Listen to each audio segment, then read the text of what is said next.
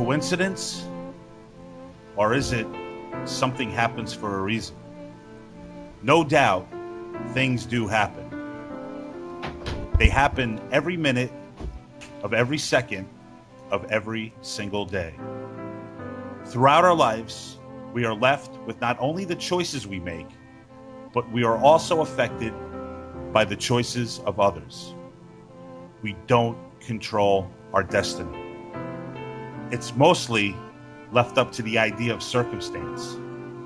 In those circumstances, others have the power to distribute the outcome of any situation. Are we controllers? We think we have control.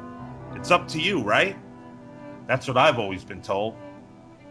I think that's a pleasant thought, and I'd like to believe it, but somehow I just can't buy it.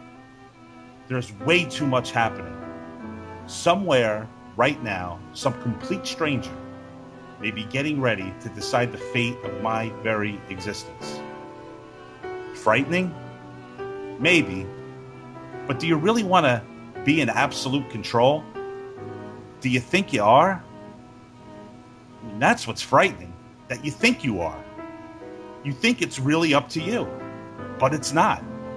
Remember, we're all in this together, whether you like it or not. We're all making decisions for each other. We're all making things happen. I would like to trust you, but I don't. I would like to help you, but I can't. I would like to love you, but I'm really not capable. I am helpless. I am a human being. Alejandro Gonzalez Inarritu, 2006, Babel, celebrates the ideas of chance, circumstance, and the possibility that things are left up to complete strangers to decide. It celebrates humanity. It puts you in places you never thought you'd see or believe. It's real emotionally. It's raw cinematically. It gives you love and death, hatred, sex, innocence, and understanding. It drives into all that might be inside of you. It rips you up, it spits you out, and leaves you with tears. A true celebration of humanity. Brad Pitt, who really deserves a ton of credit for participating in this film, as he left behind a chance to star in The Departed, leads the way as a father who is on tour of the third world parts of Morocco when his wife is suddenly pegged by a random bullet by two Moroccan children testing the firepower of a newly swapped shotgun. This sets off a chain of events that span the globe in search of an understanding of why things might happen. We visit America and Mexico. We get a brilliantly placed story in Japan and the tragedy that occurs in Morocco. Inarritu paces this film perfectly, shifting stories so wonderfully shot it makes you feel traveled. You understand every emotion from all of his actors. This film is close to a masterpiece. But what is it about filmmakers from other countries that they have this ability to tap into humanity via film that leaves American filmmakers so far behind? I could take a few corporate guesses, but still, it bothers me. I'm not foolish enough to say that America doesn't offer good films, but from what I've seen, we are way behind, and Babel is just another perfect example. I loved this film. I cried. I cried all night. I woke up and I was still crying. This is one of the best films I've seen while reviewing films for this show. It's going to be a hard one to top. And check out Babel. That's all I really wanted to say. Wow, man. Wow, both of you guys had like really super moving experiences on the show with these films, man. It really moved you, huh, Tom? That's great, man. That's great to hear, dude. Yeah, it's and I'm about to get emotional again for the second time in a row on this show. Two shows you held out for 36 episodes, and Man, now two shows in a row, you're gonna I start was weeping. just freaking captivated right from the very beginning. I mean, just so interested in what was happening, and Well, it's really interesting that you honed in on this idea of helplessness and not being in control of your own destiny right. and being in the hands of others. Well, I mean, it's I obvious that's what that's what he's driving at. You know, huh? for me anyway. I mean, Yeah, yeah, no, that's how I felt. yeah, yeah. No, that's great, man. I mean, that's a great perspective because I actually didn't pick up on that, man. So it's Get like, out of here! Come yeah, on. yeah, yeah. No, man, I was focused on something else, but it's great to hear that because it's kind of eye opening. That's what I mean. That's what's great about talking about Yeah, movies with you sure, guys. sure. Like I see it. Like I definitely see that. You know what I mean? Because yeah, because you're well, definitely your fate's tied to other people and the circumstances of other Right, people. You know, right. And so it's you're not. that is I mean, and one of the clear, and this is when it really hit me when I'm watching Babel, is that whole idea hit me at the border when they were coming back from the wedding. And I don't hmm want to spoil, I don't want to, we don't want to spoil too much for anyone who hasn't seen this movie. But it really began to occur to me right there when those kids are just left helpless in that back seat, and this is when I really started to lose it. I just started to lose it. It was like, I mean, I can't remember the last time I watched the film, and I'm like, I got up out of my chair in my living room, and I'm like pacing my living room with my hand in front of my eyes, and you like a wimp. well, it's an incredibly well directed scene. I mean, that scene is really remarkable. Like the tension in there is like really real. Like you feel tense for those people, and it's such a simple scene, you know, but just the way that it's all built up the whole way, and this woman is basically powerless. It's true, man. It's absolutely true. Yeah, they're all powerless. I mean, Yeah, yeah, everyone is powerless. I mean, yeah, and even that cop is powerless. I mean, what I mean, he that's the thing, that there's this masquerade of control yeah. with every human being. Every human being thinks that they either think they're in control or they need to be in control, Mm. and it's so it. I'm. It's just so foolish. It's just so Yeah. foolish that since this whole thing began, since human beings began, that's the best we could come up with, is just to try to control, and Mm. that bores the death out of me, and it disappoints me.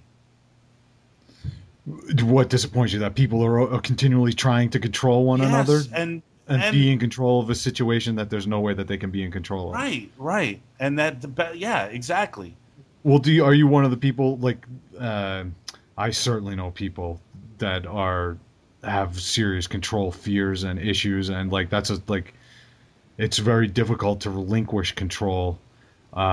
How to like I don't want to talk about people in specific. It's very difficult. Uh, Are you talking about Billy? yeah, let's just say Billy.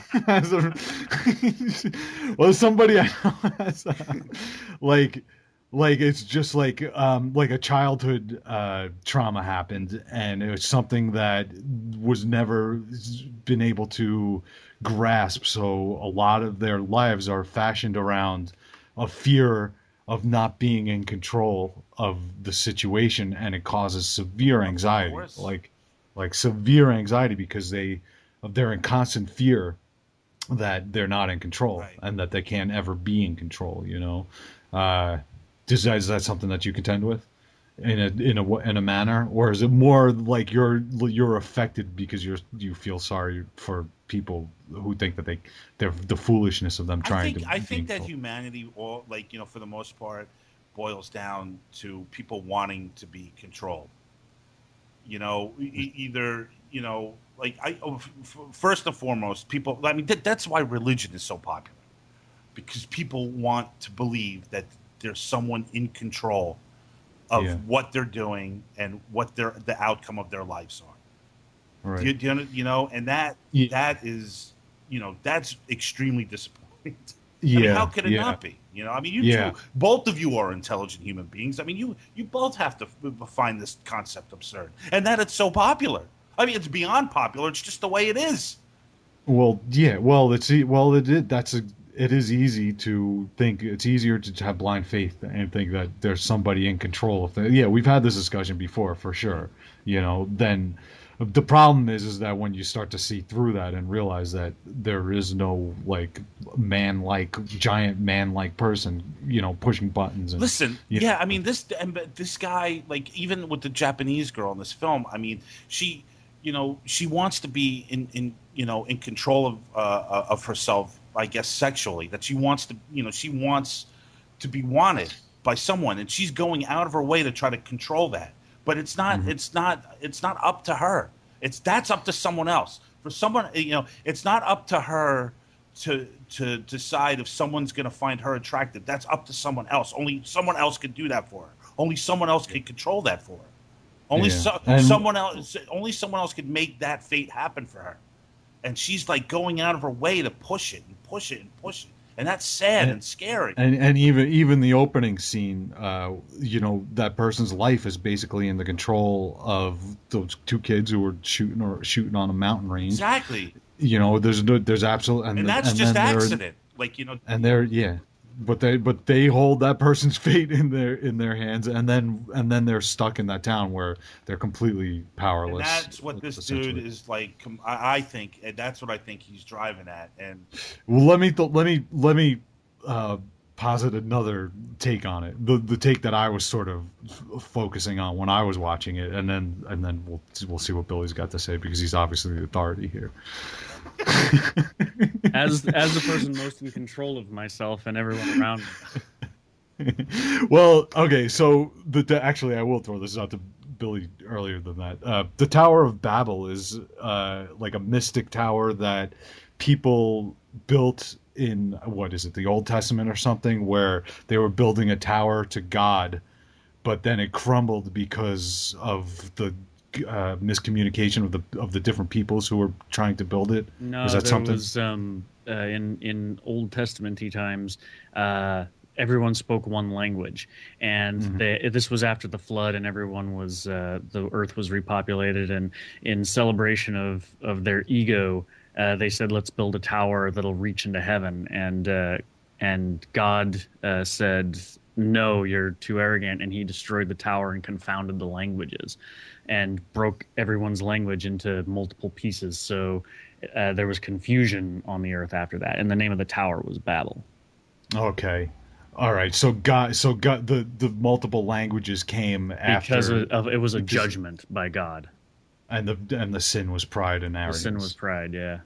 Okay. So yeah, so like I knew it had something to do with language. Like I think I just went over and I did the quickest Google search on Babel because I knew it was like somewhere in mythology and I wanted a quick read on it. So I just did a quick one before watching the movie this time around, and I saw language and confusion of language and this and that, and so that's basically how I approached it viewing it this time.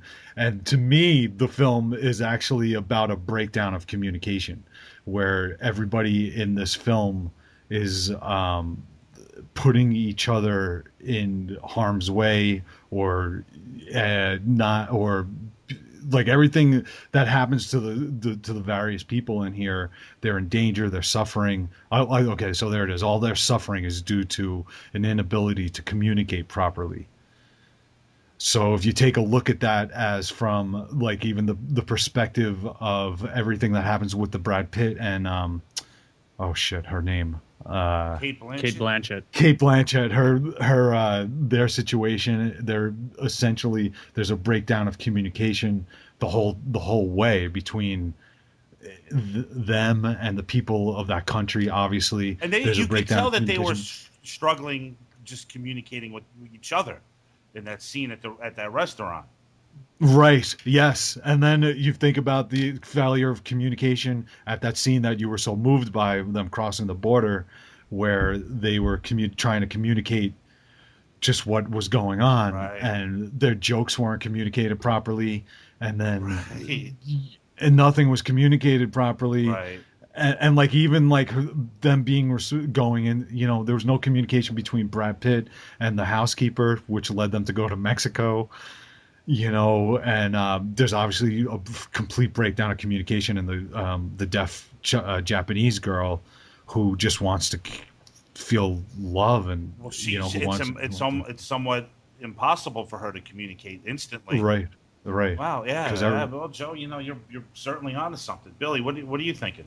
I just going back to it. It's been a while since I actually read the biblical passage, and it's kind of interesting. It's they are I'm going to quote directly. They are one people and have come and have one language, and nothing will be withheld from them which they purpose to do. Come, let us go down and confound their speech. That's just interesting because philosophically, it's like a judgment that deliberately throws a stone into the path of achievement, So just approaching that from Iñárritu's point of view is kind of interesting, like the communication breakdown. If it wasn't there, the paradise that would maybe be on Earth or something like that. Yeah. And to put this film into context, what year was it, Tom, that it came out? 2006. Okay, so we're still heavily feeling the aftermath of 9/11, right? Yeah. So It's beginning to wear off, I think. it's beginning to wear off, but there's still like in the aftermath in those years following, it's become this inability to communicate from culture to culture, and I think that's pretty much at the heart of it. Yeah, I mean, it certainly can. I mean, it's definitely political. I mean, at 2006, Bush is still president, and I don't. There's Right. no doubt about his failure to communicate. Speaking of communication breakdowns, Right. That's all, folks.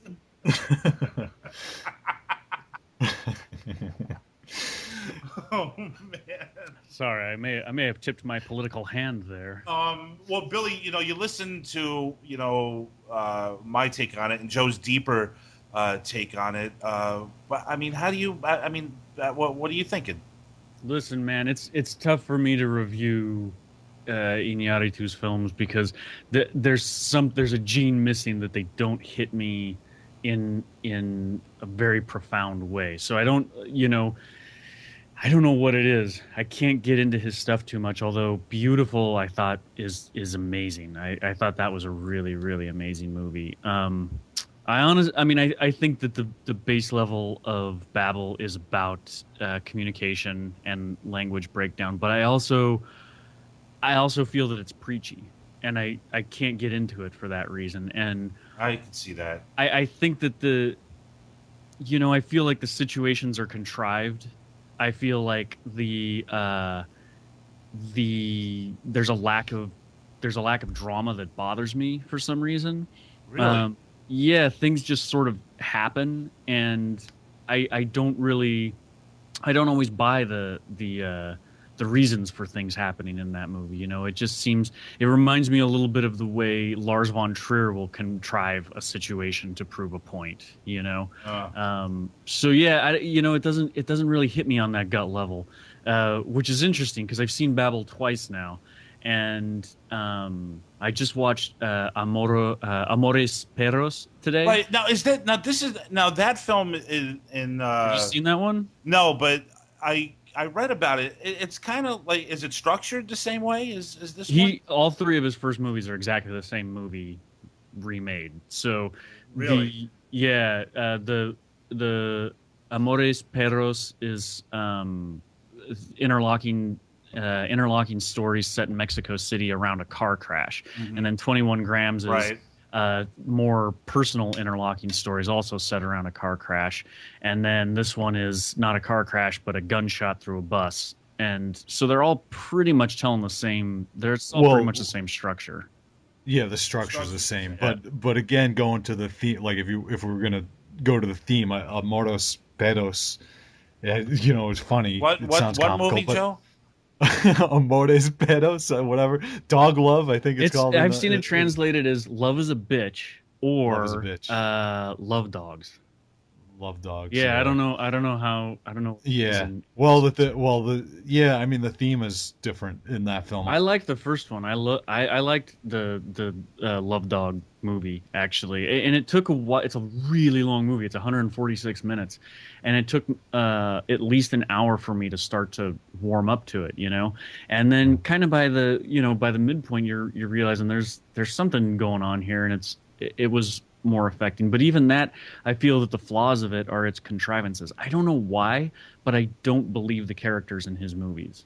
Mm. I understand the situations, and I know people who go through those situations, and you know, I'm aware that those situations are legitimate, but they Right. just seem That's contrived. weird. That's so weird because I mean, to me, it's like I've never seen I've never seen characters like from Morocco before, or I'm not watching a lot of films from Japan, and it didn't hit me like that, Billy. Mm. It felt very different and very real to me. You know. Is it the structure? Is the structure distracting? Because you know that the structure you're because you're paying too much attention to the structure, or you can't get around seeing knowing that it's like a artifice and contrivance. So you're focusing on that a bit instead of the situations. Boy, I don't know how deep to get into the analysis of it. Well, you guys, you remember Crash, Yeah, of the Paul course. Haggis movie? Yeah. that that is one of the worst screenplays that I can think of. Yeah, I that's hate funny. Crash See, so I like much. that a lot. Yeah, and you guys like that, and so it's like obviously there's a disconnect going on with me that I maybe haven't pinpointed exactly, but I just feel that they're all preachy, and they don't reflect real life, and it's interesting because everyone praises them for their realism, Right. right? And to me it's exactly the opposite. It's a cardboard cutout version of reality, and I understand that there's a message and everything, but it just feels preachy. And yeah, so it's I really haven't gone much more beyond that, and I'm not sure why exactly. It may have to do with the structure, like Joe, you kind of mentioned. It may have to do with my expectation of the structure of cinema itself. Like, I would rather watch a documentary about real people who are in those situations, and I would be much more moved than seeing a an attempted realistic portrait in a fictional film. You know, Hmm. Did you intentionally pull out Crash because of the way that it's structured as because it's far as exactly the same being structure. There's no non-linear, so, difference right? between any of Yeah, those yeah, movies. They're yeah, all the same movie. yeah. Well, So for I instance, mean, there's this documentary. I don't remember the name of it, but I saw it at a film festival a long time ago, and I think it's on Netflix now. And it's about a Mexican dude who plays in a mariachi trio, and he migrates up from Mexico, once a year, and spends most of the year in San Francisco, and then goes back for like a month or something like that to be with his family again. And I love that movie. It's so simple. It's direct. It's just hanging out with this guy and watching it. Like, just make a documentary about it. You don't have to I create some interlocking narrative that is supposed to make what a a point. what Just a show me the yeah. people. Like, just let me hang out with the real people in those What situations. about other interlocking films that aren't preachy and are more unrealistic and more stylistic, I guess, like a 2 Days in the Valley or Pulp Fiction, which are kind of similar in structure, wouldn't you say? Right. Like, See, Pulp Fiction, I think works pretty well. Obviously, it affected 25 years of filmmaking. It pretty much derailed everyone's expectations of how to right, make a movie. So, right. yeah, I mean, I like it, and that's in service to a narrative kind of thing. I mean, uh, yeah, I just don't buy the neat little package that movies Yeah, like Babel wrap themselves up in. I I just don't I buy it. I think it's I'm phony. such a sucker for it, though. there's a little bit of a gimmicky thing going It's on there, he's right. obviously. No, but he's right Yeah. because I know he's right because I get up out of my chair and Because chance doesn't work like that in real life. I'm sorry, it yeah, but doesn't how? work like that. Well, we can't say that, Random, Billy. but No, chance but is it does. It's chance. just Chance is chance. So you can get hit by someone, but that doesn't guarantee that you're secretly connected to them by But that's not six that. degrees of separation. That's phony, you know? And there's this phony message of we're all interconnected in ways Yeah, we but can't wait, perceive. hold And on a we second. are, but it's not told. But the story in Japan doesn't. They're not connected to anything that Brad Pitt. No, they are. They sold it. He sold the rifle. He sold the rifle. To the Moroccan. He gave the rifle to the But guy. that's believable. Well, that's the thing. It's just that the way that the story's It's in told, the telling of the story. it's the way that's telling story. Like, it's implying show that me the there's some Japanese destination. guy. And Show me the but it's Japanese just, guy handing that off to the other dude, and then you never see the Japanese guy again. You know, show like what's the relevance of following this other guy? Oh, he also has an interesting dramatic structure. Like, I just don't. I don't know. There's something in it that bothers me. I see. I think that there's actually some truth in it. To be honest with you, like because everything, like there's a whole series of events that lead up to a single event, right? They're just not showing it to you linearly. They're structuring it to you so they parallel each other in dramatic terms, you know. So the climax of one situation, like every situation, every situation, no matter if it's you walking into a store or you're going to give somebody a gun or that person's going to shoot the gun, it's like every one of those in theory has a dramatic arc to it, you know. There's a beginning to it, there's a middle, there's the climax or whatever, you know. And here's where so I what he's doing, agree he's with you. deconstructing that reality and reassembling it, so the drama of each of those separate disparate stories are coinciding, so each of their respective prologues and second acts and third acts are, you know, in conjunction, you know, playing in conjunction with each other in order to make the point that all of these stories are interconnected. You know what I mean? So he's essentially taking a linear story that, if you looked at it linearly, is probably meaningless and boring, but then he's deconstructing it, reassembling the pieces, so in order to find some sort of meaning out of it.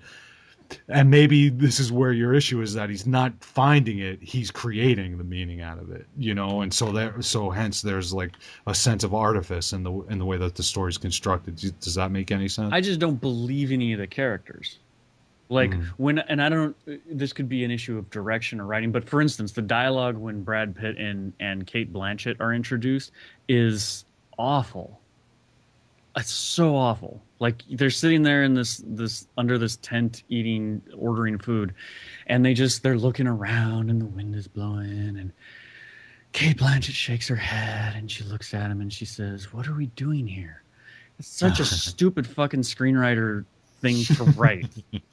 And then he says, "Trying to talk," and you're just like, what the hell? Why am I watching these two idiots? Like, don't tell me these things. Show it to me. You know, like, show me how they're not. You know, it's just such a construction. You know, and it's like the two brothers. Like, I loved seeing the Moroccan brothers, you know, doing their thing and everything. But even their story is so contrived. You know, it's like the older bully thing, and he's trying to prove something, and so he's shooting at the thing. You know, it's like, it's just so preachy. They're trying to show you these characters and say, "See, everyone has the same problems as everyone else." It's such a fucking self-help book, forced. You know, public service announcement. Well, it feels forced. It's what you're saying. I just think the whole forced, thing is right? contrived. Yeah. That's sorry, man. And I got my forced head my up hand. its ass. I mean, I had to. Well, I really dig doing it because I like I like watching these sorts of films, because I like that it plays with the time, you know, continuum That I have no in problem that with. way. You know, like, I really dig that. Yeah. And I can buy, like I was genuinely moved by, like, Brad Pitt, and, you know, when he was talking to his son, you know, and had no reason for crying. Like, I think that's an incredibly genuine scene, actually, because it's a man who's built up this whole the culmination of everything that he's just been through, is broken by his son saying something completely innocuous and seemingly meaningless. There's a lot of truth in that. Absolutely. To me, like, and I think that there's also a lot of truth in, and I thought there's a lot of poignancy in the housekeeper feeling a genuine sense of responsibility for those two kids, and but really feeling like it would be safe to take her to her family get together. Like, I think that there's something sort of sweet in that, and something that didn't really feel false to me, though. Although I do admit that, yes, that scene out there with Kate Blanchett and Brad Pitt was a very like, okay, we need to move into the action very quickly here, so we're going to try to get this out, and like, that's a difficult problem, like a screenwriter Listen, problem to deal with. I've traveled with my girlfriend and been in situations, and we've all been there where you're in a place and uh, tensions are running high, and there's like a little Cold War, like, passive aggressive things going on. You can show that, you can show those things, and the brothers with the rifle and the nanny taking the kids across the border, all that stuff. The situation itself is believable. It's the execution of it that I can't put my finger on, but it just comes across as phony. It's like in the opening scene, one of the opening scenes in Crash, where Don Cheadle and what's her face, they're in bed together, and the girl's mom calls, and or his mom calls, whatever. Anyway, they get into this conversation, and out of the blue, they start like talking about racist stuff at each other. And you're like, where is this coming from? People don't Well, talk like that. Nobody talks like that. Nobody just out of the blue starts yeah. slinging, like, it just doesn't happen in real life like that. Mhm. Yeah, I don't know, man. Did you? The whole thing gives Well, me all is right. like a miss. Like, it's whatever target he's aiming at. I don't have that target inside me. Yeah. Well, I don't know if this is kicking a Billy dead horse. Soulless. I am. I think that's Like, what it is. he He watches is a the space he movie. is He the watches a space darkness. movie, and he's I'm more excited by space stations exploding, I guess. Yeah, but the thing about There's Billy is, as much as he liked Gravity, and like you're listening to him like do his review, and like Hear a little he's quaver in like my A voice, and minusing I'm it, and then like we start talking about it, and he's like, he's got a problem with this, he's got a problem with that. a very critical person, Tom. No, But it's there's a more important issue. You got emotional on last week's show, huh? I haven't heard it yet. What did you get emotional about? oh boy, they were just it was during the road. It was a scene, the scene at the end of the road when Viggo Mortensen, when he when he dies, and I just the way he looked and the way his face was structured, I saw Crack the armor, huh? I saw my dad, yeah, and I just Oh my God. it was just rough. It was a rough deal. Oh man. That's 2 weeks in a row now. But this film, though, like I was just so emotional watching this movie last night, and again, it goes back, like even Joe, and I think that like I got like once you become, no matter how good or bad a movie is, like you can become emotionally involved in it, because of something that may be happening that you could totally relate to, of course, and yeah. you know, Like Billy can relate to traveling through space and grabbing it's onto a ring. Listen, human beings just aren't that interesting. I'm yeah, sorry.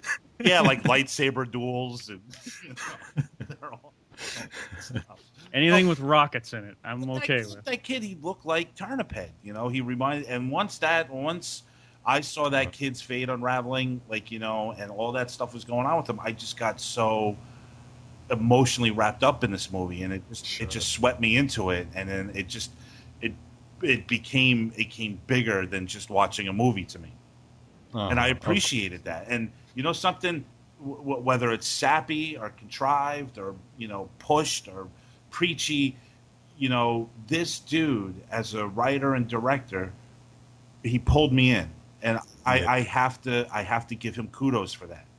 And I think the both of you, you appreciate that. I mean, Of course, it's man. Well. Have you seen 21 Grams yet? Because I yeah, really I, like I that one have, but I too. saw it like 10 years ago. Yeah, I need to see it again I too. own it, like I have it, and and it's also on Netflix streaming, which because I own it on DVD. It's probably better to watch it on the streaming because it'll look better. The picture will be better. But Huh. yeah, I do want to check that out, and I do. Yeah. I mean, with the exception of Del Toro, I will be watching. Cuarón and this dude's films. Yeah. Well, just to your point there, man, I think I had mentioned to Billy at some point in one of our, drunken podcasts that were never recorded, of how, like, I think we were talking about the Benjamin Button movie and how like choked up I was by Right. it, and I think that anytime that there's a parent who has to die and leave their kid behind, or the kid has to Instant go waterworks. away, I Done. can't take it. Yeah. I'm done. Dude, I Yeah. can't. Like, it's the worst thing And friggin' in the to world. me, the most emotional movie that has been a part of my life has been Terms of Endearment, and it's all because of the fact that the Tommy kid, and the mom, the way they, that's how I was with my mom. Like, when I was a kid, like, I had so much contempt for her, and I despised her, and and then this kid, was watching that die, and it just, jeez, it just blows me away. Like, I'm such a sucker for Terms of Endearment. Wow. Horrible. I have to make an admission, and I'm very embarrassed to say this, but I've never seen that friggin' movie. What, Terms of Endearment? Yeah. Have never you seen it, Billy? You know what? Because Max, I think Max teared up about it at one point. I was like, I guess I gotta go see this now, because it's one of those, you've seen so many clips, like in the Oscar montages and stuff like that, Yeah. right? That you think you know it, and I had no idea. So yeah, I did check it out actually, like a year or two ago, And it was better than Heaven Help Us.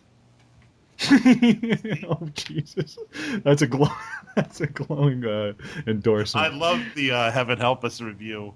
That Like, was the he's best like, part of that. and it's like, shut up, guys, shut up.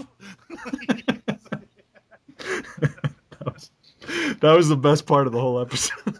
You guys were out of control, man. Jesus Christ. Everybody was very excited. Yes, so. We certainly missed you on the Cormac McCarthy episode, Billy. It was a fun time. You should give it a listen. I'm looking forward to it, man. If ever there was a episode I would have liked to jump in on, man. We had a great. I love that guy. I pretty much read one of his books like every 9 months, Really? Yeah. Yeah, he's something else. Check it out. It's on. It's going to be on YouTube tomorrow. That's what I hear. I'm going to click the view button like 700 times tomorrow. I really don't like that. And you know what? Hold on. I also don't appreciate that the two of you knuckleheads are gathering together, having drinks, and making fun of. Oh, don't even start, Tom. You are risky. You think my review of Babel was Disgraziano. bad? You will encounter fire like I cannot believe, young man. If you go in that, if you step don't one wanna foot open in that can of direction. worms.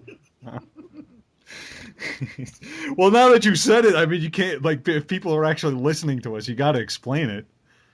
How you sissied out and didn't come up while Billy and I got together, like How we were we going to all laid get down a together. path of rose petals to Joe's front door to hang out and do something fun. The first time that all three of us would ever get It's together. coming soon. Planned for months, by the way. Planned Well, you're for coming months. Yeah, planned for months, and then No, it was not planned for months. Yes, Don't it be was. We've been ridiculous. talking. It was. We've been talking about it since like August. No, that's not true. Yes, that's totally. It was like a completely week true. before. That's called Joe- selective memory, Tom. No, Joe talked to me about it 2 weeks before it was going to happen. Bullshit. I was telling you guys back in August that I had a free October, and you guys were saying, "Oh yeah, well we've been thinking about maybe getting together." My circumstances changed, just like So you've now changed your story. You've switched your excuse to "we didn't talk about it" to "oh yeah, we did, but my circumstances changed." Yeah, It's called bullshit. No, it's like Babel. Yeah, there's a breakdown in communication.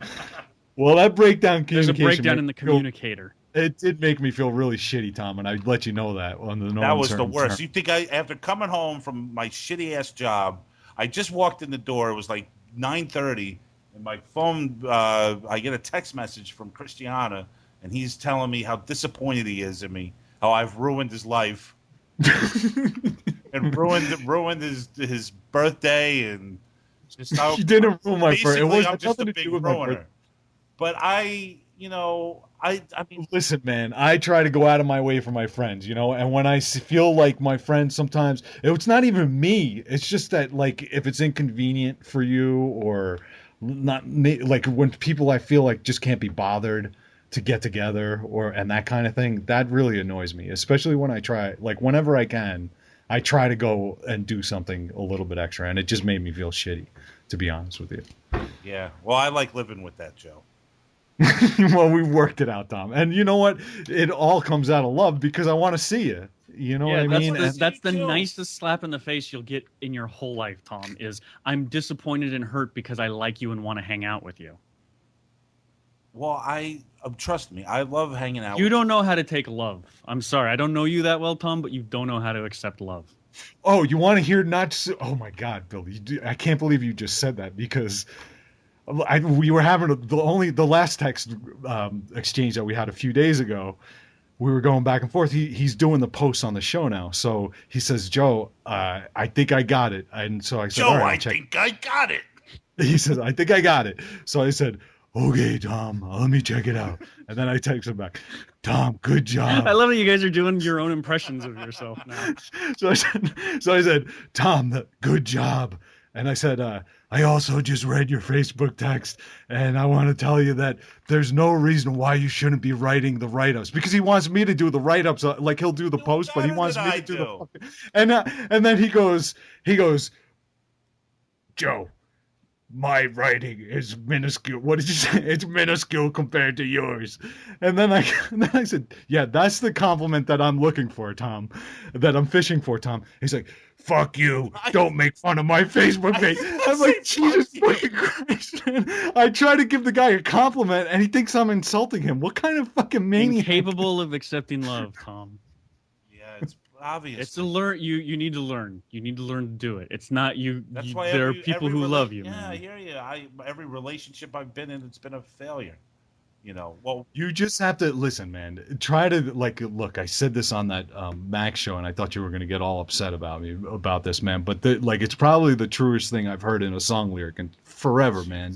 It's just talking to somebody who doesn't feel like they're worth having good things. You know what I mean?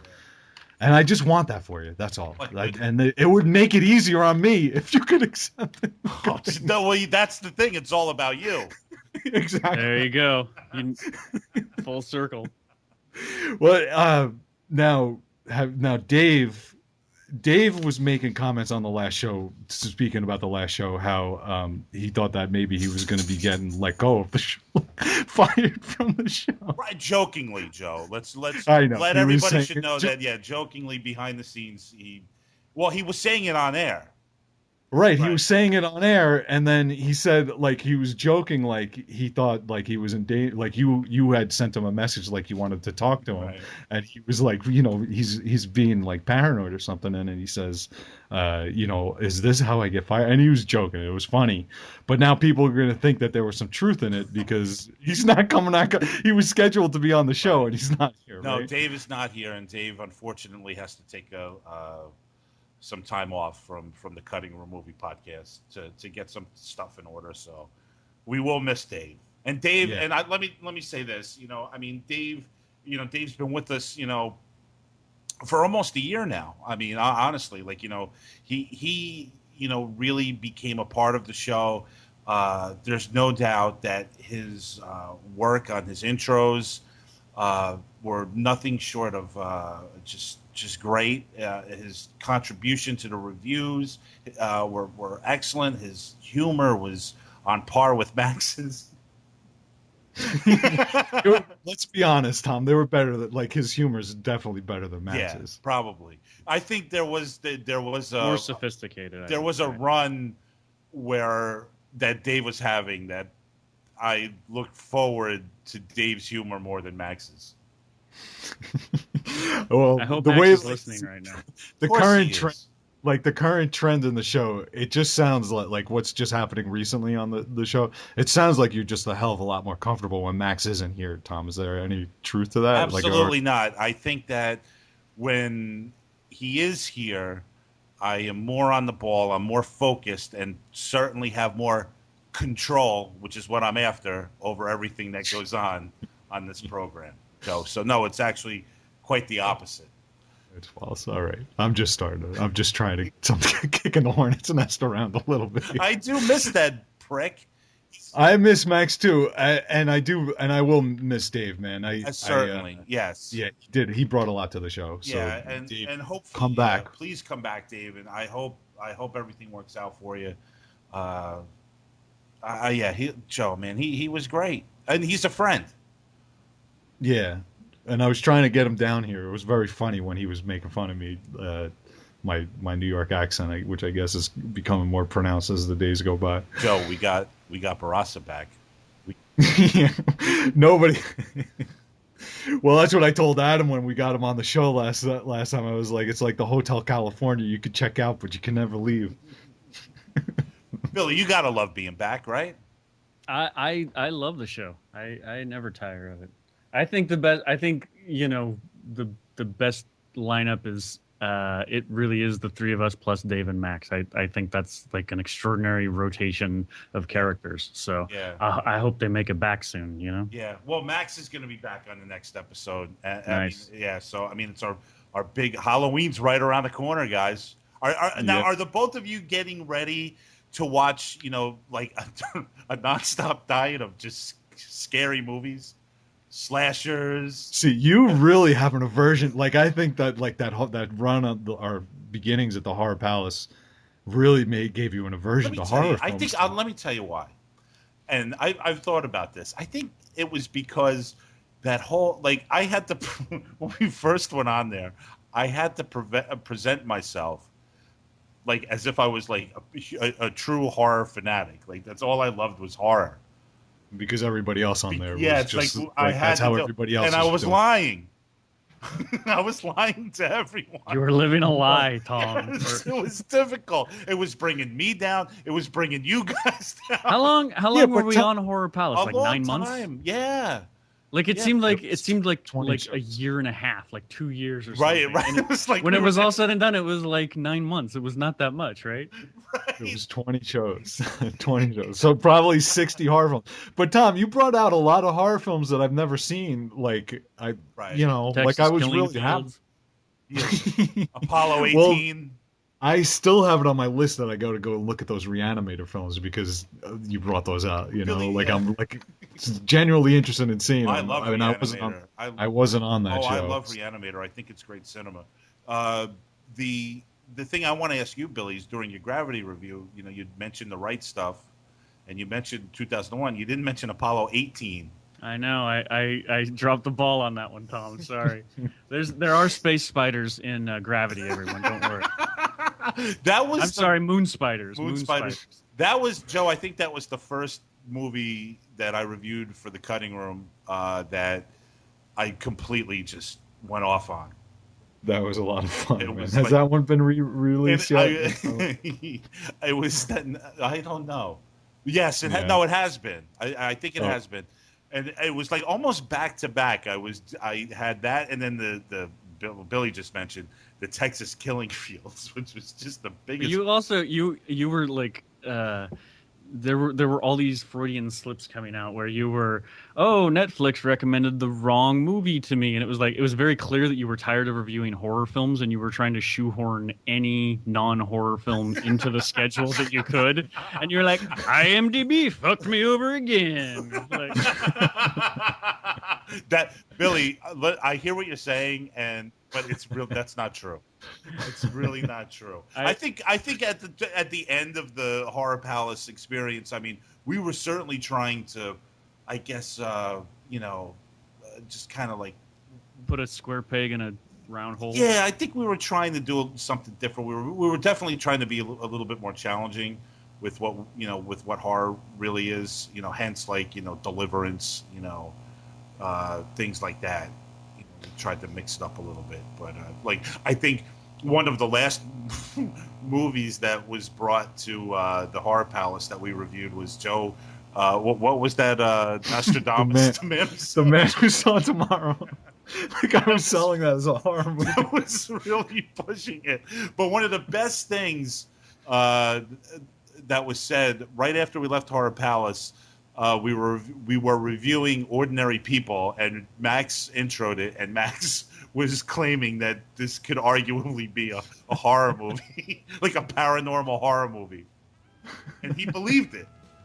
He was, and it was just at that point we were out of there. So yeah, anything went. All right, well, listen, guys, we're going to wrap things up. It was great talking to you both about these interesting Mexican filmmakers, the Three Amigos.